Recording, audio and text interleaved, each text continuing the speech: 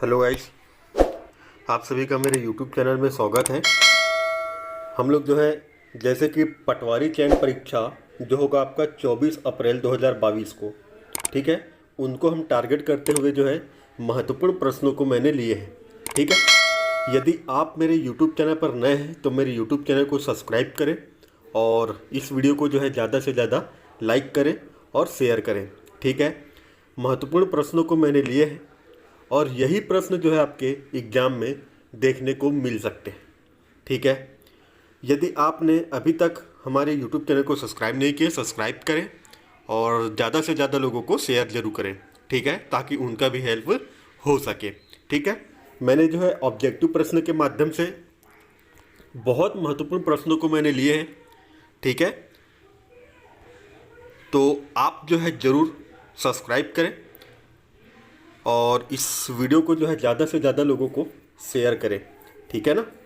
तो प्रश्न नंबर पहला देखें, खंड व जिला पंचायत की सीमा में परिवर्तन की अधिसूचना कौन जारी करता है। तो आपको बताना होगा कि खंड और जिला पंचायत की सीमा में परिवर्तन, यदि किसी खंड का या किसी जिला पंचायत की सीमा में परिवर्तन करना है या उसको परिवर्तन करने का तात्पर्य यह है कि उसकी सीमा को घटाना या बढ़ाना, यही है ना भाई। जब जिला पंचायत या खंड खंड का आपका सीमा में परिवर्तन करना है तो इसकी अधिसूचना कौन जारी करता है। तो इसका जो करेक्ट आंसर हो जाएगा ऑप्शन नंबर बी, राज्यपाल के द्वारा जो है जारी किया जाता है। ठीक है, क्या जारी किया जाता है? एक अधिसूचना जारी किया जाता है जिसमें खंड व जिला पंचायत की सीमा में परिवर्तन होता है। ठीक है, प्रश्न नंबर दूसरा देखिएगा, बहुत महत्वपूर्ण प्रश्न है। ठीक है, प्रश्न नंबर दूसरा देखिएगा, राज्य में जिला गठन से असंगत है।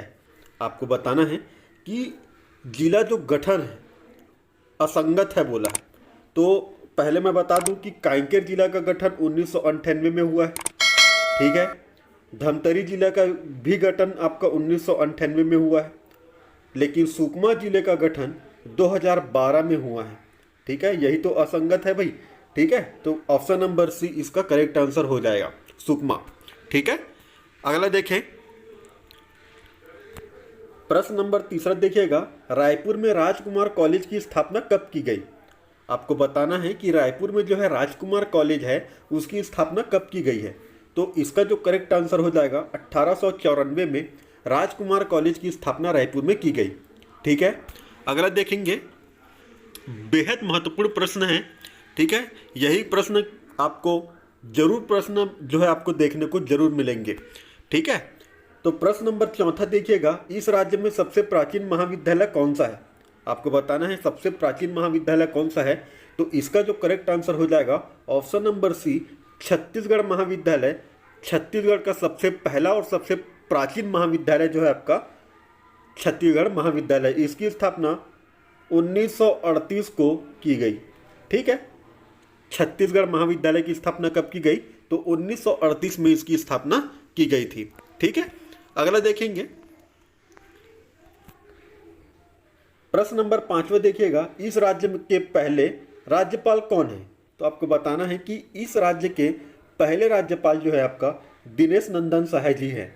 ठीक है, तो पहले राज्यपाल कौन है छत्तीसगढ़ के? तो दिनेश नंदन सहाय जो है छत्तीसगढ़ के पहले राज्यपाल है। आपको कमेंट बॉक्स में ये बताना है कि वर्तमान में राज्यपाल कौन है। ठीक है, अगला देखेंगे, प्रश्न नंबर 6वां, भूमि भवन पर कर को कौन सी सूची के अंतर्गत रखा गया है।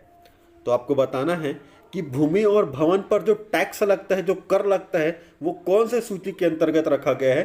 तो ये जो रखा गया है आपका राज्य सूची के अंतर्गत रखा गया है। ठीक है, महत्वपूर्ण प्रश्न है। अगला देखेंगे, प्रश्न नंबर 7वां देखिएगा, लोकसभा का पहला आम चुनाव कब हुआ। तो आपको बताना है कि पहला जो लोकसभा का आम चुनाव हुआ वो हुआ ऑप्शन नंबर बी, 1951-52 में जो है लोकसभा का पहला आम चुनाव हुआ था। कब? 1951-52 में। ठीक है, महत्वपूर्ण है। प्रश्न नंबर 8वां देखिएगा कि विधानसभा में अधिकतम सदस्यों की संख्या क्या हो सकती है। ठीक है, तो यहाँ बताना है कि विधानसभा जो होता है उसमें अधिकतम सदस्यों की जो संख्या हो सकती है, ऑप्शन नंबर बी 500 सदस्य हो सकते हैं। ठीक है, अगला देखेंगे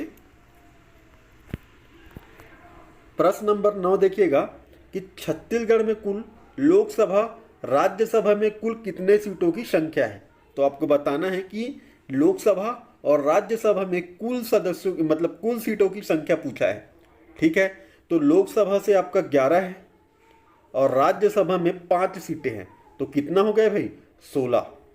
ठीक है, तो 16 सीटें हैं कुल लोकसभा और राज्यसभा को मिला दे तो।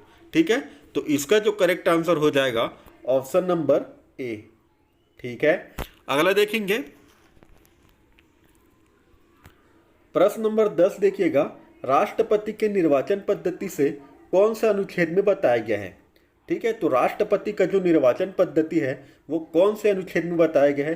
तो आर्टिकल 55 में बताया गया है निर्वाचन पद्धति को। इसका निर्वाचन पद्धति को बताया गया है, राष्ट्रपति के निर्वाचन पद्धति को बताया गया है आपका अनुच्छेद भारतीय संविधान के अनुच्छेद 55 में बताया गया है। ठीक है, अगला देखेंगे, ये हिंदी से संबंधित प्रश्न आ गए। प्रश्न नंबर 11 देखिएगा, सार्थक शब्द बताइए। अधिक बोलने वाला, अधिक बोलने वाला को हम क्या कहते हैं भाई। क्या हम मितभाषी कहते हैं, क्या हम वाचाल कहते हैं, क्या हम करुणा कहते हैं या सुहृदय कहते हैं। तो इसका जो करेक्ट आंसर हो जाएगा अधिक बोलने वाले के लिए प्रयोग किया जाता है ऑप्शन नंबर बी वाचाल। ठीक है, ऑप्शन नंबर बी इसका करेक्ट आंसर हो जाएगा प्रश्न नंबर 11 का। अगला देखेंगे प्रश्न नंबर 12 देखिएगा, औरत का पर्यायवाची नहीं है पूछा है। ठीक है, तो औरत का पर्यायवाची होता है आपका घरवाली, स्त्री, घरनी और इनमें से सभी। तो इसका जो करेक्ट आंसर हो जाएगा ऑप्शन नंबर डी, इनमें से सभी जो है पर्यायवाची है औरत का। ठीक है, अगला देखेंगे प्रश्न नंबर 13 देखिएगा, साधु सन्यासियों द्वारा धारण किया जाने वाला शस्त्र को क्या कहते हैं। तो आपको बताना है कि जो साधु सन्यासी रहते हैं उनके द्वारा जो है शस्त्र धारण किया जाता है उसको क्या कहते हैं। तो उसको कहते हैं अपन चीवर। ठीक है, करेक्ट आंसर हो जाएगा ऑप्शन नंबर ए। अगला प्रश्न देखेंगे, यह छत्तीसगढ़ से संबंधित प्रश्न है। प्रश्न नंबर 14 देखिएगा, मातर त्योहार कौन मनाते हैं। तो मालूम है आपका जस्ट दीपावली के दूसरे दिन मनाया जाता है, गोवर्धन पूजा के दिन ही बोलते हैं। ठीक है, तो ये जो है आपका ऑप्शन नंबर बी, राउत लोग जो है, राउत जाति के लोग जो है मातर त्योहार को मनाते हैं। ठीक है, अगला देखेंगे प्रश्न नंबर 15, रामाराम का मेला कब लगता है। तो रामाराम का मेला जो लगता है वो नवाखाई के दिन मनाया जाता है, यानी कि भादो माह में। ठीक है, नवाखाई कब होता है भाई, भादो माह में होता है। तो रामाराम का जो मेला होता है वो नवाखाई पर्व के दौरान जो है रामाराम का मेला लगता है। और ये कहाँ है रामाराम, सुकमा जिला। ठीक है, बेहद प्रसिद्ध है, बेहद फेमस जो आपका मेला है रामाराम का मेला। ठीक है, तो याद रखिएगा रामाराम का मेला कहाँ लगता है, तो सुकमा में नवाखाई पर्व में, नवाखाई पर्व के दिन जो है इस मेला का आयोजन किया जाता है। ठीक है, अगला देखेंगे प्रश्न नंबर 16 देखिएगा, गहिरा गुरु का मेला कहाँ लगता है। ठीक है, तो आपको बताना है कि गहिरा गुरु का जो मेला लगता है ऑप्शन नंबर डी रायगढ़। ठीक है, ऑप्शन नंबर डी जो है रायगढ़, गहिरा गुरु का जो मेला लगता है वो कहाँ लगता है भाई, रायगढ़ जिले में लगता है। ठीक है, अगला देखेंगे प्रश्न नंबर 17 देखिएगा, कि इस त्यौहार में माताएं अपने बच्चों के दीर्घ आयु के लिए उपवास रखती हैं। तो आपको बताना है कि ऐसा कौन सा त्यौहार है जो माताएं हैं, ठीक है, अपने बच्चों के दीर्घ आयु के लिए जो है उपवास रखती है। तो तीज हो नहीं सकता, कमरछठ इसका करेक्ट आंसर हो जाएगा ऑप्शन नंबर बी। ठीक है, कमरछठ त्यौहार में जो है माताएं क्या करती है, उपवास रखती है अपने बच्चों के दीर्घ आयु के लिए। ठीक है, बेहद महत्वपूर्ण प्रश्न है। ठीक है, अगला देखेंगे प्रश्न नंबर 18 देखिएगा, निम्नलिखित में से बांस गीत किनके द्वारा गाया जाता है। तो आपको बताना है कि बांस गीत जो है राउत जाति के द्वारा जो है गाया जाता है। ठीक है, अगला देखेंगे प्रश्न नंबर 19, भड़ौनी गीत ये होगा आपका भड़ौनी गीत कब गाया जाता है। आपको बताना है कि भड़ौनी गीत जो है कब गाया जाता है। क्या ये मृत्यु के टाइम, क्या ये विवाह के टाइम, क्या ये सेवा के टाइम या फाक के टाइम। तो आपको बताना है भड़ौनी गीत जो है आपका गाया जाता है विवाह के समय। ठीक है, अगला देखेंगे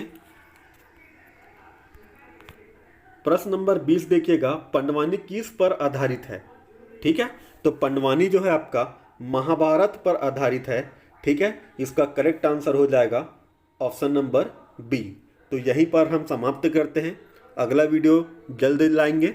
ठीक है, यदि आपने अभी तक हमारे यूट्यूब चैनल पर नए हैं तो मेरे यूट्यूब चैनल को जरूर सब्सक्राइब करें और वीडियो को जो है ज़्यादा से ज़्यादा लोगों को शेयर करें और इस वीडियो को जो है आप लाइक ज़रूर करें। ठीक है, धन्यवाद।